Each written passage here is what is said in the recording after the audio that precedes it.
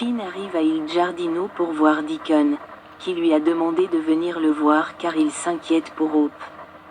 Finn est perplexe face à l'inquiétude de Deacon et lui demande s'il comprend les circonstances qui ont conduit à son licenciement. Il dit à Deacon qu'il n'arrive pas à croire ce que Brooke lui a dit. Mais Deacon affirme que Steffi a une vendetta contre Hope et qu'il doit l'arrêter. Finn ne comprend pas comment Deacon peut vouloir qu'il croie Hope plutôt que sa femme. Il insiste sur le fait que ce n'est pas la parole de Steffi contre celle de Hope. Il était là, elle s'est mal comportée par le passé et il pense qu'il est peut-être temps pour Hope de se faire aider. Finn pense que Hope est sa pire ennemie et que rien de tout cela n'est la faute de Steffi. Deacon sait que Finn aime Steffi. Finn dit qu'elle est sa femme et qu'il la choisira toujours. Quand Deacon mentionne que Finn était autrefois l'ami de Hope, Finn intervient et déclare qu'il ne fera pas pression pour Hope, car les limites ont été franchies. Il regrette que Hope ait une vision différente des choses, mais Steffi a le soutien total de Finn. Dans la cabine, Hope embrasse passionnément Carter, ravie de la revoir. Elle tient le coup, mais c'est dur pour elle.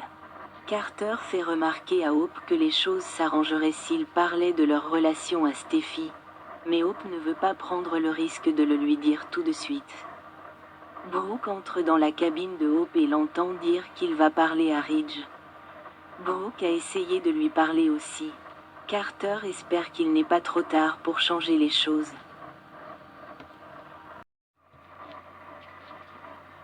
Après le départ de Carter, Brooke dit craindre que si Carter insiste trop, cela puisse se retourner contre elle. Hope le trouve trop intelligent pour ça. Brooke voit à quel point Hope tient à Carter. Et plus elle le connaît, plus elle le considère comme un homme merveilleux. Elle le qualifie de « personne exceptionnelle » et le félicite pour son combat pour tous les Logan. Hope se sent mal que Brooke soit au cœur de ce combat. Elle est heureuse que Carter se batte pour elle, soulignant que la façon dont il l'encourage et croit en elle l'a transformée. Elle croit également en la vision de Carter pour l'avenir de l'entreprise, mais elle sait que Steffi et Reed ne le respectent pas suffisamment. Hope remarque que Carter ne se laissera pas traiter comme un punching ball, et elle espère que les choses changeront. Au bureau principal de Forrester, Steffi pense qu'ils s'en sont sortis sans dommage après le licenciement de Hope. Ridge souhaite que rien de tout cela ne soit arrivé. Steffi dit qu'elle se fiche de savoir avec qui Hope sort, tant qu'elle ne s'en prend pas à son mari.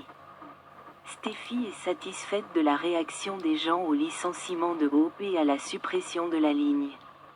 Elle précise qu'elle n'a pas encore vu Carter et pense que Hope a réussi à le manipuler. Ridge est frustré que Carter n'ait pas terminé les démarches pour la LLC. Steffi sait que Carter fera en sorte que ça marche. Carter entre et s'excuse d'avoir haussé le ton, mais il essayait simplement d'exprimer sa passion pour l'entreprise. Il pense vraiment qu'ils doivent rétablir Hope for the Future. Steffi et Ridge ne semblent pas d'accord. Carter défend à nouveau Hope for the Future, soulignant que l'entreprise doit cibler les jeunes. Et si jamais quelque chose arrivait à Ridge ou à Eric, ils se retrouveraient sans designer principal. Cela pourrait détruire l'entreprise. Steffi dit qu'elle ne changera pas d'avis et qu'elle pense qu'il pense trop à Hope. Ridge acquiesce, affirmant que lui, Eric et Steffi dirigent l'entreprise et que s'il veut montrer qu'il l'aime, il doit faire son travail. Retour. Dans la cabine, Carter entre et son visage sombre révèle tout. Il dit avoir essayé de leur parler, mais rien n'a changé. Brooke n'arrive pas à croire que Ridge soutienne autant Steffi. Carter déteste la bataille entre les Logan et les Forrester et il a le sentiment de l'avoir laissé tomber.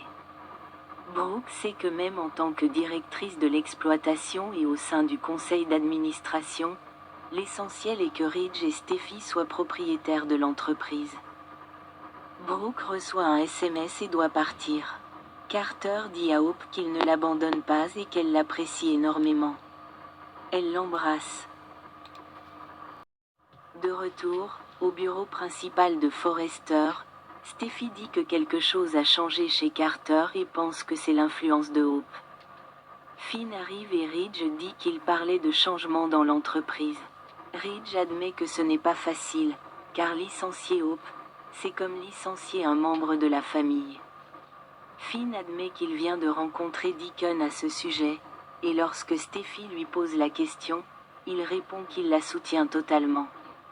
Steffi dit que Hope l'avait bien cherché et qu'elle l'a cherché.